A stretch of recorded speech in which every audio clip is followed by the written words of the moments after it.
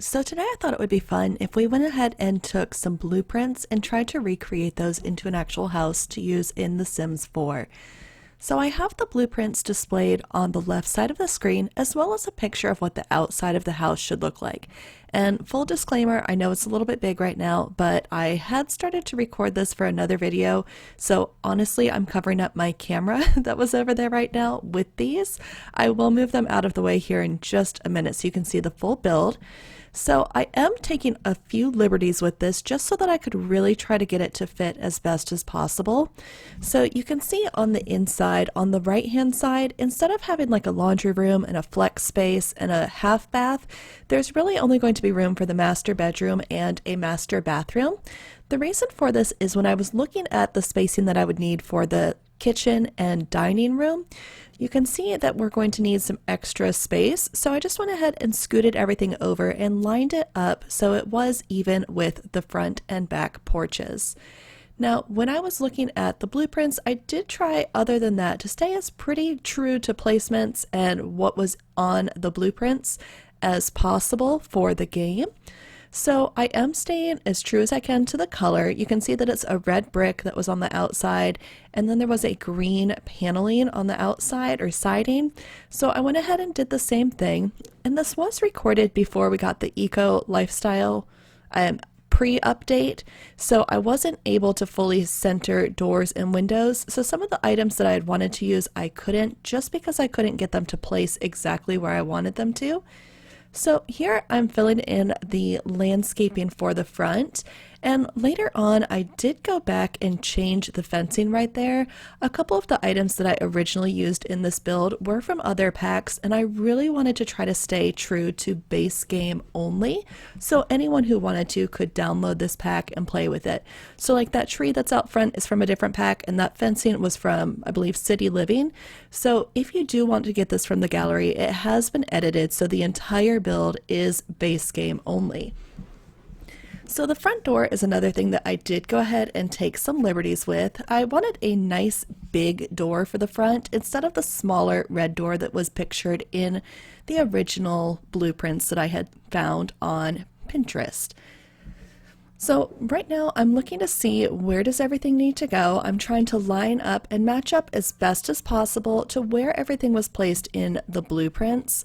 And I wanted to try and find a color scheme. I kind of decided that I thought this would be like a farmhouse just without the farm. So I went for a lot of yellow tones and some lighter blue tones because that just for some reason says farmhouse to me. So I also wanted to go ahead and go with a fireplace that I don't use as often. So this is a more traditional style fireplace that I thought you might find in this sort of a space. And same thing with cabinetry. Everything that I did in here, I really tried to make it a lot more traditional. And sometimes when I'm starting to do this, I'll just put down the default one as a placeholder while I really play around and decide what colors I want to use.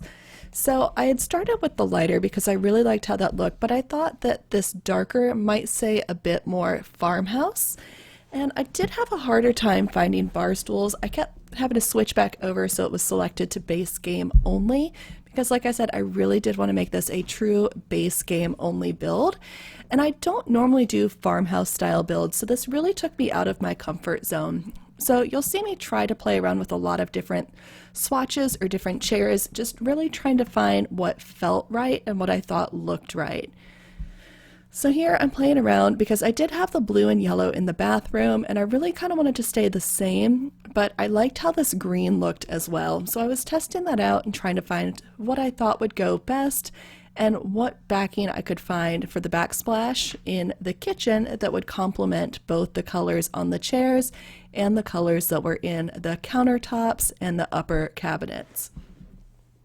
So right there I did go in and I'm adjusting the roof, trying to make sure that I've got everything just the way that I wanted it to be and that it's all lining up.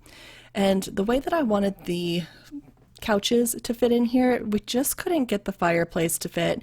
So I'm trying to rearrange the front, see if there's any way that I could get it, because I didn't want the back of a couch to be right there as soon as you walked in the front doors into the living room. So I really played around with it a lot to try to make sure that that space was more open and welcoming so that you still got the sense that, okay, I'm walking into a living room, but it's not, bam, here's the back of a couch as soon as you open the doors. In here, I wanted to use a lot of sunflowers just to kind of carry on that yellow theme, and because, again, sunflowers to me say farmhouse, and I knew that there were some sunflower decor items. We've got a lot of pictures, we've got the sunflowers in the vase that we could use, and then I also decided that I would go with more of a pale yellow and paneled wallpaper theme throughout.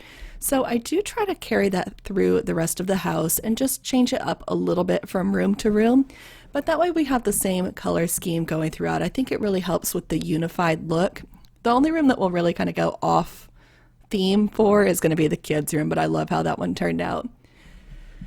In the master bedroom, I played around with the placement for a while before I finally decided on the style or the placement that I liked. I knew I wanted to use this bed because it's very similar to the wallpaper that I'd had in mind, but I wasn't sure which wall I wanted everything to go onto at first. But once I got the placement for the dresser and the mirror and decided I wanted to add in a chair, it really helped the rest of it to come together.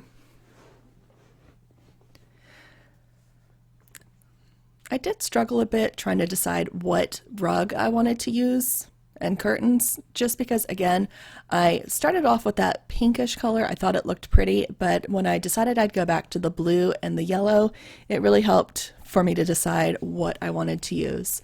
And then in the bathroom, I decided that I was going to build a little bit more to make the toilet have its own section.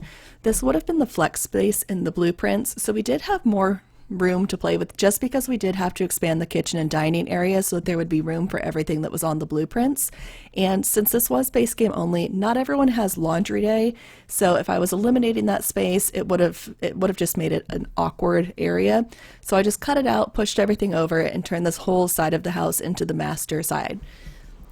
So I wanted to make sure that we had some sort of a towel rack or just something to hold all of the knickknacks. We've got our double sink, and I liked putting the tub right in front of that window. I thought that would be fun placement for it.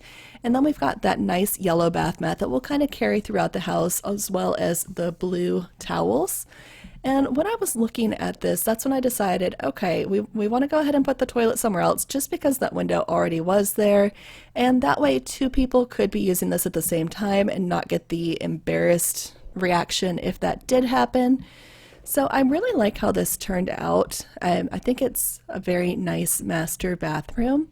And after I did that, I decided to go back and reevaluate the colors that I had used for the kitchen and the living room, just because I really had decided on that blue and yellow theme at this time. So for this other space, I knew that I wanted one of these rooms at least to be a kid's room. I thought about doing one kid's room and one toddler's room, but if we did just a kid's room, then we have the full-size beds, so even if you just have adult roommates, you could easily modify that, and that way we didn't have as much stuff for toddlers. Either way, it would be a very easy modification. So I was looking to see what the easiest way would be to get 2 beds, and I really wanted a couple of nightstands in here as well. So for the decor, I decided it was going to be a couple of girls that lived in here, and I would go with the purple and pink theme.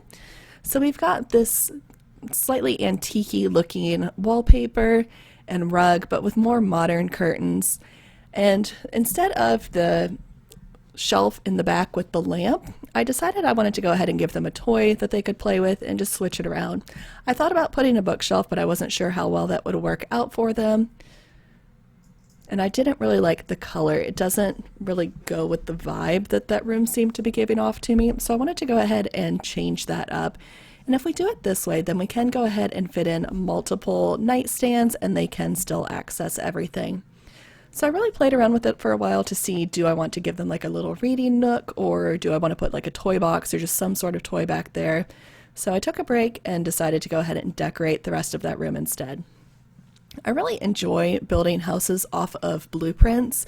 I've done it a lot in my Sims games. I had seen the challenges where people did it before, and that really sparked my interest. So that's something that I have started doing. This is one I'd recorded a while ago and just thought about posting with the blueprint video. If you enjoy these, let me know in the comments. I'd love to create and post more of them. So right here, this is also supposed to be a bedroom, but since we had eliminated the flex space, I thought it would be a great use as an office for this sim. So I did go ahead and put down a desk, a computer, some decor, and then on the side table between the chairs, I did go ahead and put a small side table with books on top of it. So it is a functional bookshelf. So even though there isn't one in the rest of the house, this can still be used as a bookshelf for your Sims. I thought that would be a good way to kind of make up for that lost space. But again, this is something that if you wanted to play in game, you could easily delete and turn it into another bedroom. So you've got the 2 bedrooms and kind of a Jack and Jill bathroom. For the backyard, I wanted to make it similar to what we had for the front yard, but I wanted to make it functional for our Sims and possibly the children that live there as well. So I went ahead and put an easel. We've got a small area where there's gardening. So if you wanted to use these pots, all you'd have to do is just delete the plants that are inside of it and you could plant your own. All I did was I placed these down and selected the plants that I wanted to use from landscaping and then just raised them up using that Control 9 cheat, and that allowed me to place just the regular plants into those pots. And I did want an area for the children out here as well, so I went ahead and put down a jungle gym. There you go. See, that's the Control 9 that I was talking about right there. And we've got to get our sunflowers out here too, I believe. Let's see here. I know I tried them. I might have deleted them. Yeah. But I did want an area where the parents could be out here and hang out and watch their children while they're playing. So we do end up putting like a nice tree with some shade off to the side, and we add a bench underneath. I thought if I had a bench underneath that would be great because it's like they could be outside reading, hanging out, watching their kids, or someone could be outside painting while the kids are playing in the yard as well. So here in a second I will kind of flip-flop the sides a little bit. There we go. And I did want to add the terrain paint underneath just to make it look like it has been lived in and used. The kids are kind of scraping their feet on the ground as they go underneath and they're running around trying to jump up on it. And there's the little seating area that was created. So I hope that you enjoy the house. I'll post my gallery ID at the end if you'd like to download it. And thank you again for taking the time to check out the video. See you later.